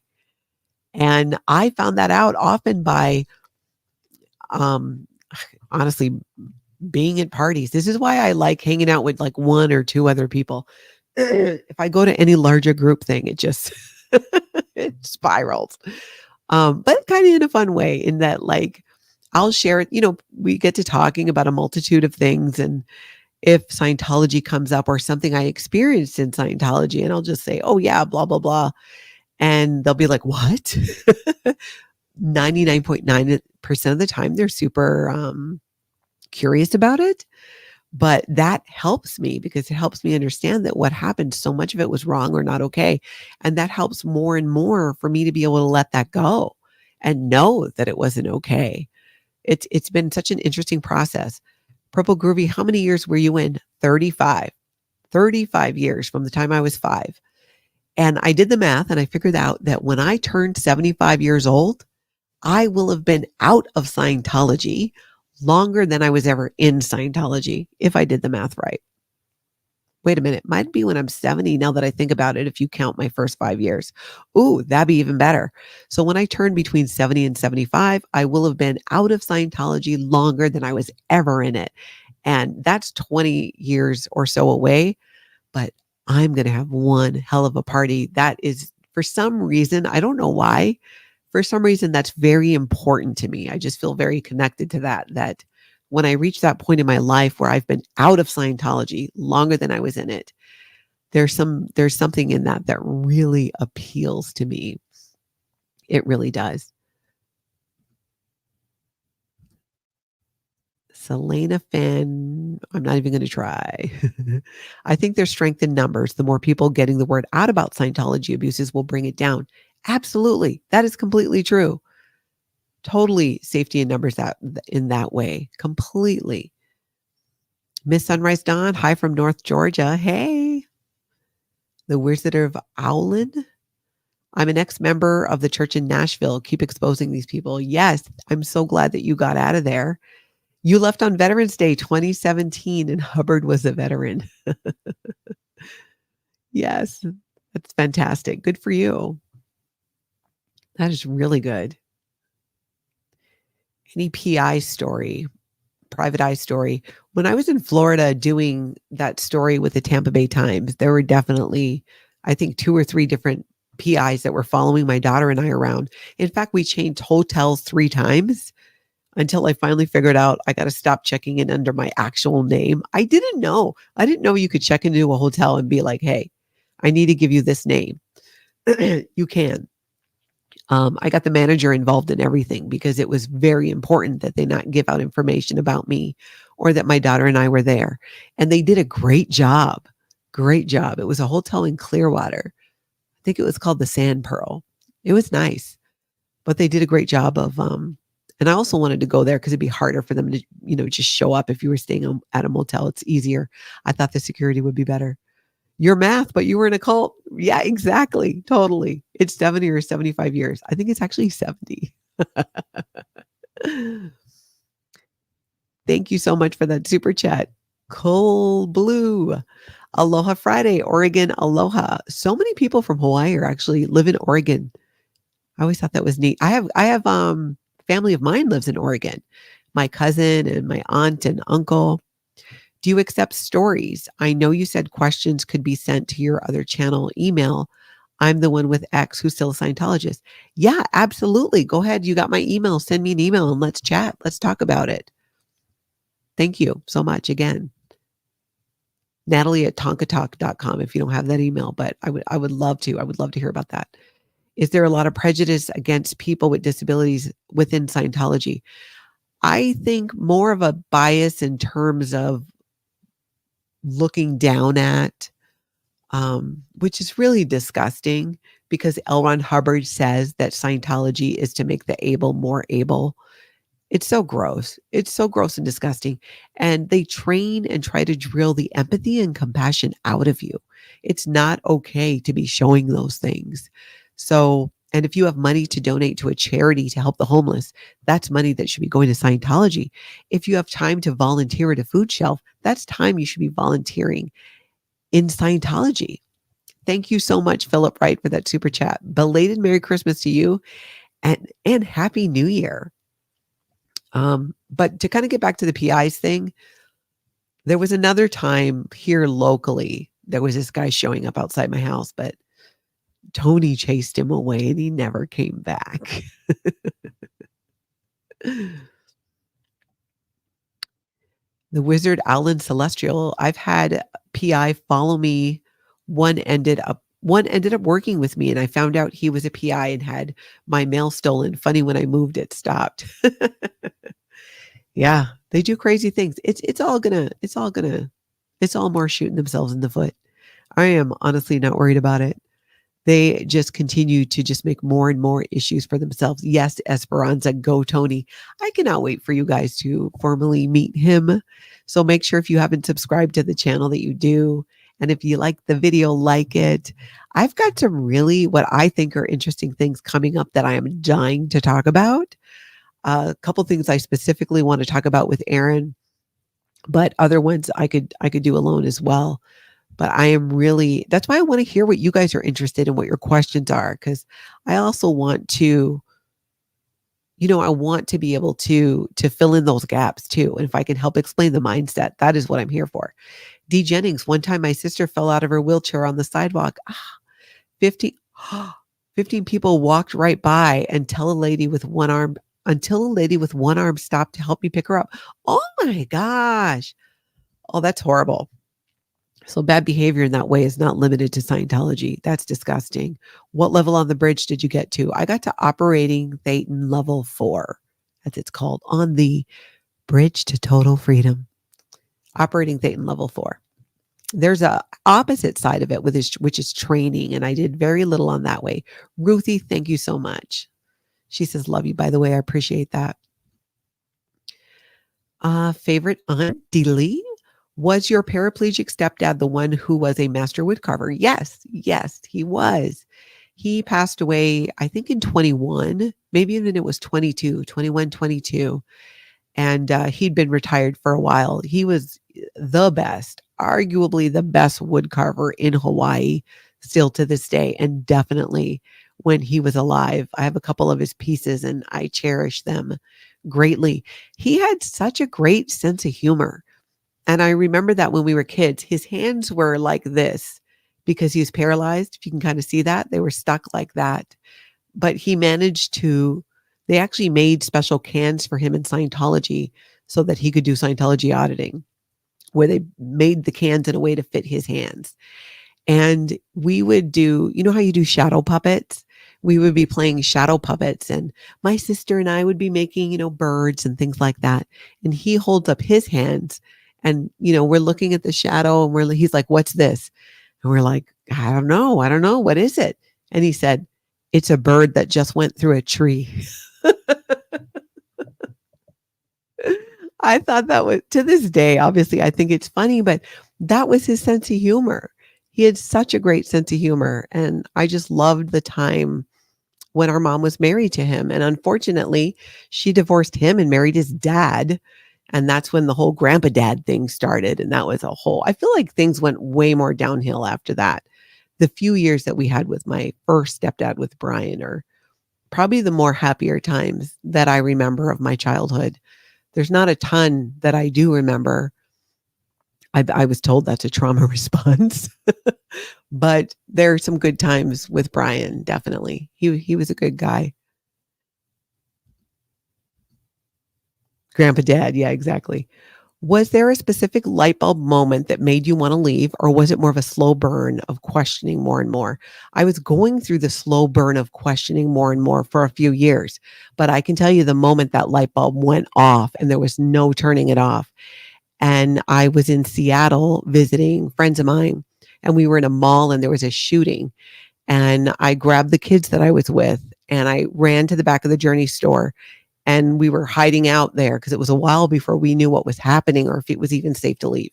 And in that moment, crouched down on the floor during the shooting, the thing that was just going through my head was I could die and I would have not lived any of my life. Definitely not as an adult, under my own determinism. And I felt I just could not let that happen. I just could not let that happen. I was willing to lose contact with my whole family at that point, that day, in that moment, whatever it took, I was going to leave. I'm glad that I did take the time to leave, to leave the way I did, because I'm a rarity. I'm the unicorn. 3 generations of my family leaving at one time that's fairly unheard of, but I think it's because I took the time, and my family was always really close. Grandpa Dad, first time ever hearing that, huh, Philip? Yes, I talk about this definitely in the video, the first one I did with Aaron. My mom married my step grandpa, so he became like Grandpa Dad, though we were allowed to still just call him Grandpa. I know, Meerkat. I think it's funny too. And it's just the way we've always separated out, because we had 3 stepdads. And the first one, stepdad, second one, Grandpa Dad. And the third one, we just always called him Corey. But it's how we've separated it out. And I didn't know how else to explain it to people. That's probably not a common title, Grandpa Dad.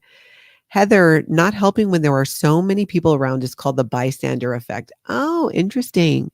If there were just a couple of people, you would get help. People defer to others when there are lots around. That makes sense. That does. Wow. It really does. And I could see how the one person without an arm who stopped to help, because that person has experienced that and living that every day. I can tell you this, there was a period of time when I was having these neurological issues that were affecting my mobility, and I needed to use a cane. It's actually been 1 year since I've not needed to use a cane. I had to use it on and off at times. More often, I was supposed to be using it, but wouldn't, because I absolutely hated it. But during that time, I definitely had opened my eyes to, one, the number of people with somewhat invisible disabilities, because you would have looked at me, and that's why I never used my handicap placard. I qualified for one. My doctor got me one. I never wanted to use it because I felt like I could still do it. You know, if I pushed myself hard enough, I could still do it. That spot could be used by somebody who was having a harder time than I was. And the whole point with me having it was to save my energy, because once that energy was gone, then my mobility issues would get worse. So if I could not have to expel so much energy, I could do more things. It took me a long time to get that through my head, and I am the worst patient, and I always want to help everybody else. So it definitely I have more patience with people if they're struggling physically, or or they're taking a while to get through a door. I don't go barging by people. And there was a time when I did. And it doesn't matter, because you just don't know what difficulty someone is having. And there was a period of time where I would go to the grocery store and use the cart. It was the only thing that was helping me. I used it like a walker because I didn't want to use my cane. I was horrible at it. But I'm so happy that I don't need to now. Do you and Lana and Shelby ever slip into Scientology lingo in front of Tony, or have you learned all new ways to describe things? We Shelby really doesn't like to use Scientology lingo if she doesn't have to. We will sometimes, I'll want to explain something to Shelby or my sister, and I don't know the words to explain it with, which is where so much of you help in putting the correct words to these things, that I'll use Scientology words to explain it so they can understand what I'm saying. And then when I learn what that really means outside of Scientology, I go back and go, oh, so guess what? Turns out that is called. And with what that is. And they do the same thing, especially Shelby. And we're always constantly learning. Constantly learning. How did you get better? Oh, from when I was having a hard time. Primarily, there were 2 things, 3 things actually. I was doing the wrong type of physical therapy. I would be put in physical therapy and it would make me worse. Everything would hurt. I was getting horrific muscle spasms. So I found out what the correct physical therapy was, the kind of exercises I needed to do to help retrain my brain. And then it did a deep dive into cognitive behavioral therapy, which they also recommended. And so much of that is reframing things. And little by little by little, I was getting stronger, and I had some medication too that would help with the muscle spasms, and then we were able to stretch that out further. Lot of I still have to do a lot of stretching. I do a ton of stretching, a ton of massaging. Um, that really is what helps. But if I have times where and I have to take very good care of myself. I need to make sure I'm eating properly for me, and I need to make sure I'm getting enough sleep, because if those things go wrong, then it will flare up a little bit again still. And I can tell, like, I might get a little wobbly. So making my health a priority was a big part of that. And honestly, I really feel like the cognitive behavioral therapy part of it, the reframing of a lot of things, and really helped me to focus on my future instead of my past, and not be so, defined by it. I've had a lot of crazy experiences, and some of those are still traumatic for me, and some of them are experiences I had that were traumatic, but I can look at it more like it's something that happened. Lantern Zone, was I in the Sea Org? Yep. I was in the Sea Organization, and I was a staff member where you only have a 2.5 or 5 year contract. And I was a Scientology public person. So I've done it all. The Wizard Allen says, I still keep a picture of Ellen Hubbard on the bookshelf with all my Scientology books and lectures. It makes a good talking point. Well, people come to my house. I give you credit. I couldn't do it. I pulled up a photo of Ellen Hubbard the other day to use in a thumbnail, and I found that triggering. I really did. I was like, oh my gosh. For me, it's worse than looking at David Miscavige. Luminous Starseed. Hello, I just came across this video. I'm curious regarding Scientology, what they do to people to make them stay stuck in it for years. I've been seeing videos of it, and how people something Mia, their old life. Maybe miss their old life. Why do people what they do to people to make them stay stuck? It happens over time. They build up this dependence on Scientology. Any problem you have, the solution is Scientology. The indoctrination involves narrowing your point of view to it's just like this. Your point of view is only that of a Scientologist. So you see the world through the lens of a Scientologist. You see situations through the lens of Scientology and what L. Ron Hubbard said. So if you discover something about Scientology and you're like, ooh, I'm not really down with that, and you communicate that, they try to handle you on it and show you how you misunderstood. The problem's always you. When you're struggling in Scientology, the problem is you. When you're doing well in life, it's because of Scientology. That's how they see it. For a lot of people, it's family and friends, or even their job. Because if your family's in Scientology, your friends are, God forbid, your job is for a Scientologist, all of that you're at risk of losing, because they practice disconnection where they're going to go ahead and cut ties. But the mind control, that keeping those blinders on, you do training, you do things over and over again in Scientology, and it really strengthens that. I think about it like this. If you know anything about, which I know a little bit about, not a ton, building neural pathways in your brain, and your brain neurons will go down the stronger pathways, not what's good for you or what's better for you. There are some very strong pathways being built in Scientology when you are in a cult, and they are difficult. They can be difficult to undo or to create a different pathway. And for me, when we talk about my physical issues I was having, that was part of it. I needed to rebuild these pathways in my brain. And that is a lot to do, that for me is a lot that helps with the healing from Scientology. Cassie, Natalie, how can we help the people who are working out in the Sea Org at the Hollywood location? They won't listen no matter what we do. It might look like they're not listening, but trust me when I tell you, it adds up. It does. It adds up. Why are so many people so butthurt about Scientology is something that I asked myself when I was in Scientology, and people would be protesting, or I'd hear other things. You'd see people out being upset about it. It adds up. And with the internet today and social media, so many more people are going to see it. And maybe they have family in Scientology that they haven't reached out to. And maybe it'll make them reach out because they understand now, oh, okay. Because think about it, right? You're a Scientologist, or let's say you're in the Sea Org, you're a Sea Org member. And you cut ties with most of your family because they don't support what you're doing, because they know you're in a cult. If they knew that there was acceptance outside of Scientology, if that family member still reached out to them despite the disapproval, just with love, happy birthday, like whatever it was, it maintains that relationship. So at least when that person decides or is having doubts about Scientology, they have another alternative. So I think about it that way. It's like maintaining relationships with the people that you care about. And so the people, going out and saying and telling them the truth about Scientology, it adds up. It does get to them. It does. Nobody is that good at blocking it out. You hear it over and over again. No. How come people that work in the LA Scientology store recruitment thing don't just leave?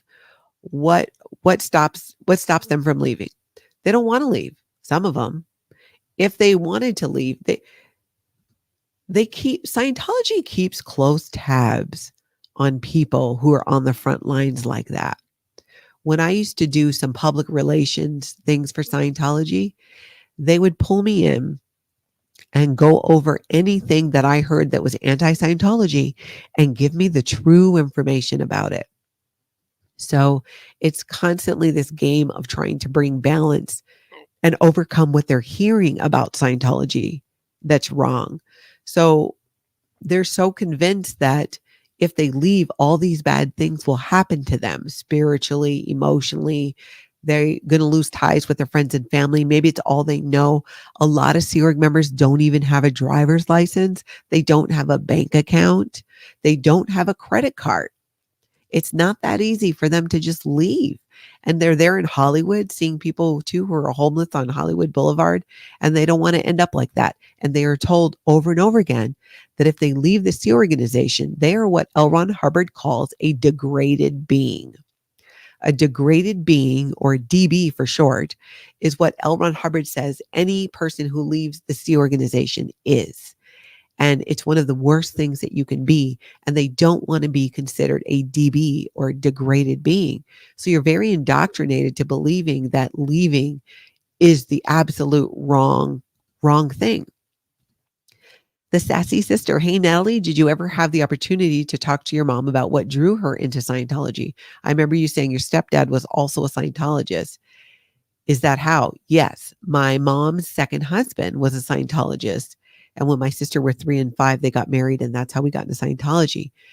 After we left Scientology, my mom, she passed away 2 years after. She had had kidney issues, and she had a kidney transplant. I'd given her one of mine, and she lived another 7 years, which was great.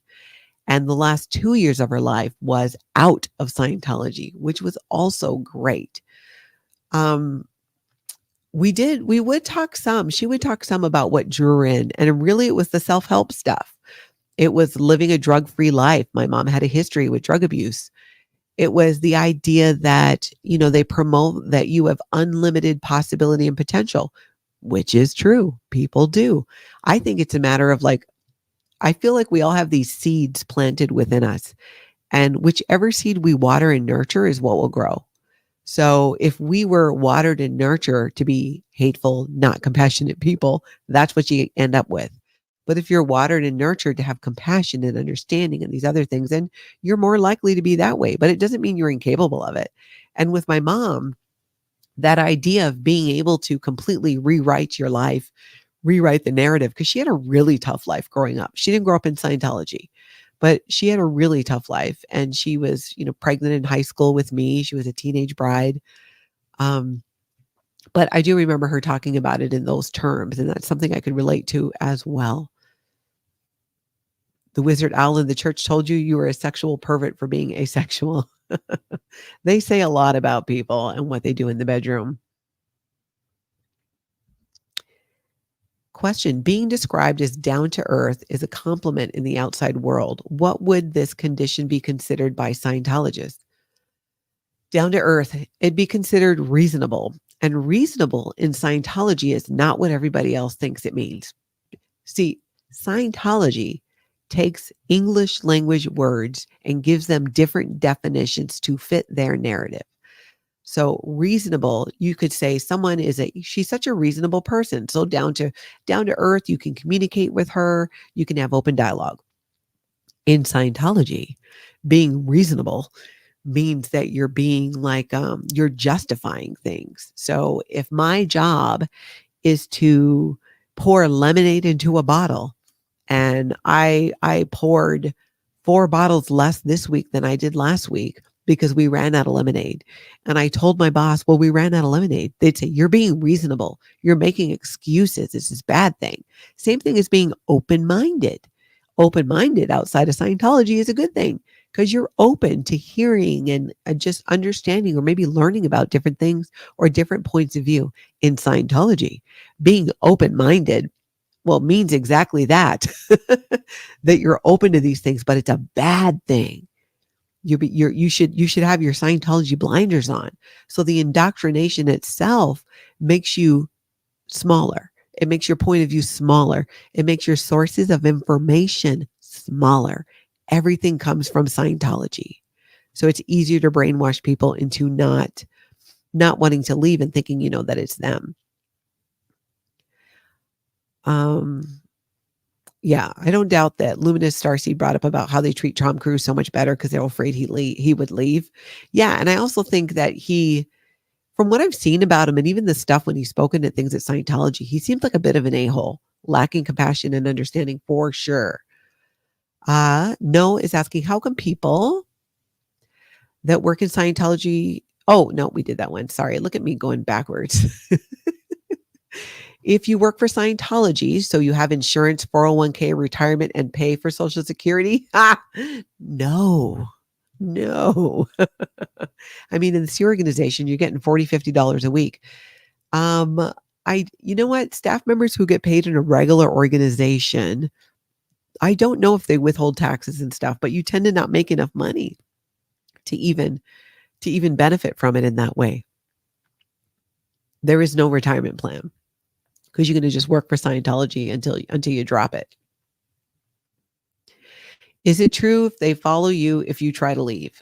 If they know you're going to leave or they know you want to leave, yes, you get put under what's called security watch if you're in the SEA organization and that you either tried to leave or they know you're trying to leave. That means basically they put somebody outside your door so you cannot leave. That person is with you 24/7 or a shift of people to make sure that you don't leave.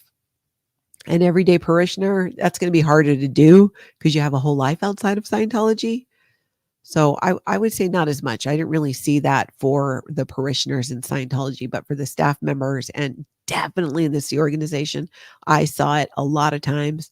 I was under security watch a few times.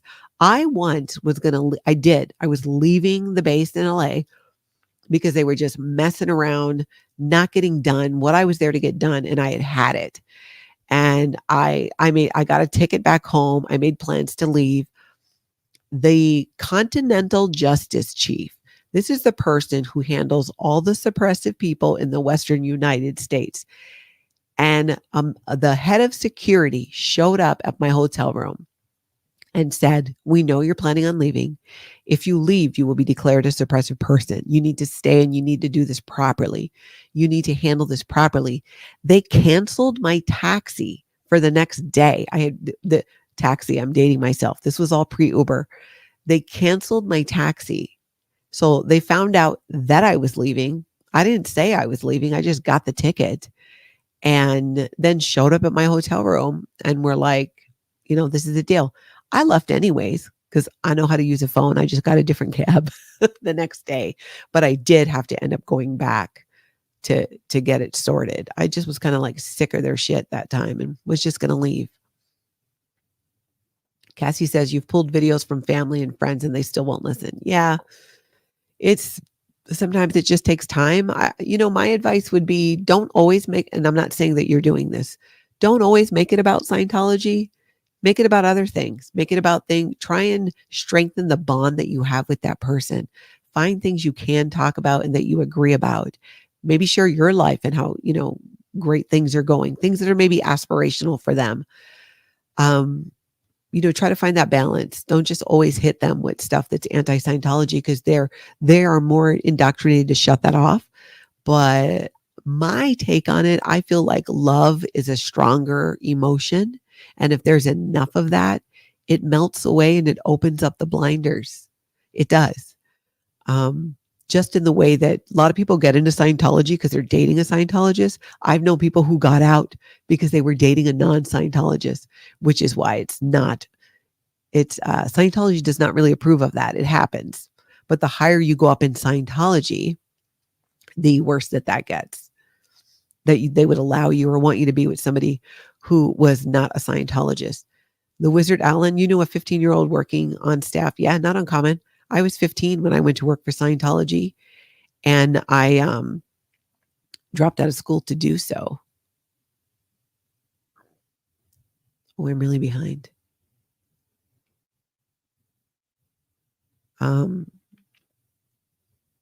All right. I'm going to wrap this up because I'm getting hungry. Please subscribe to the channel if you haven't. And I want to hear from you. I always go in and read the comments and try to respond. I love hearing what you think and how you see things. If you're catching this on the replay, I want to hear from you too and what you think about these things. And if you have any other questions you want me to take up, any other topics that you want, even in the videos that I do with Erin to talk about, I want to hear about it. I'm like all in on this. So I'm trying to do videos every day. I have a humongous list. I think I could go to the rest of my life every day and do a new video and never repeat myself because there's so much. I am absolutely grateful. I hope to see you tomorrow and have a lovely, lovely cult-free day.